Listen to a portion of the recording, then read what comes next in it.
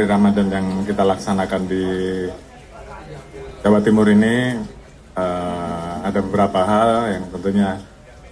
kita sampaikan terkait bagaimana situasi global yang saat ini sedang terjadi dan tentunya membutuhkan suatu mitigasi dan satu sikap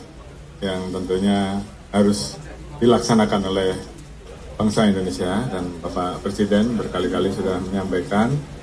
bagaimana beliau turut aktif dalam melaksanakan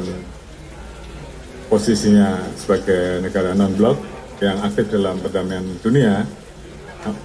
yang tentunya juga bagaimana beliau beserta negara-negara lain berusaha untuk agar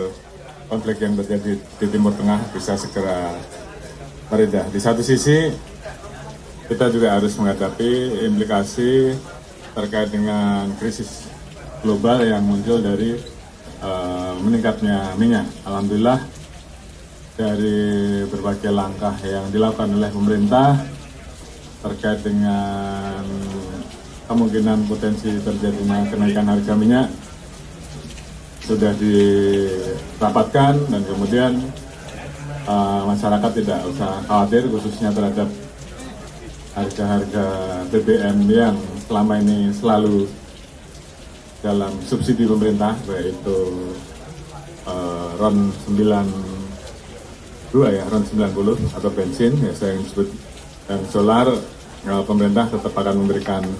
subsidi sehingga masyarakat tidak usah terlalu khawatir dan kemudian justru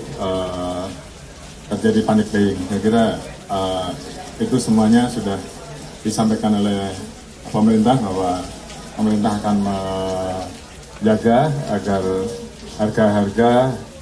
khususnya terkait dengan bahan bakar yang disubsidi tetap terjaga. Di satu sisi juga kita terus ingin agar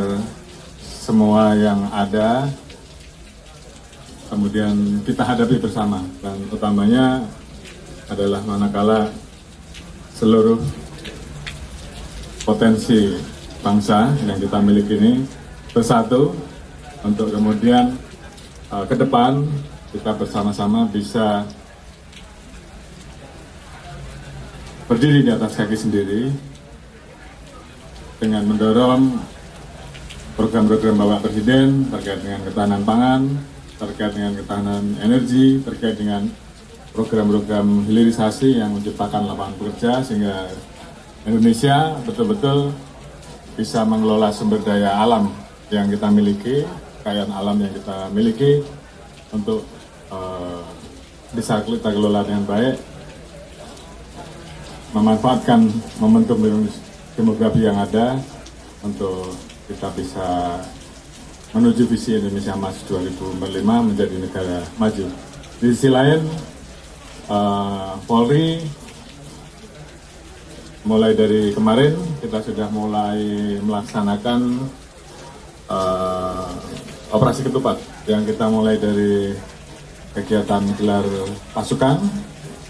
kemudian kita tidak lanjuti dengan penempatan personil baik di pos PAM, di pos-pos pelayanan, di pos terpadu maupun di sepanjang jalur yang akan digunakan oleh masyarakat untuk melaksanakan mudik ataupun baik di jalur tol, jalur arteri maupun jalur penyeberangan. Saat ini kita lihat sudah mulai ada masyarakat yang mulai melaksanakan mudik. Pesan saya, tolong hati-hati di jalan, jangan terlalu memaksakan diri untuk cepat sampai,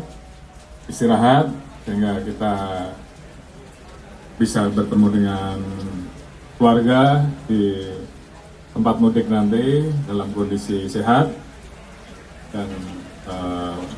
kita menyiapkan tempat-tempat untuk beristirahat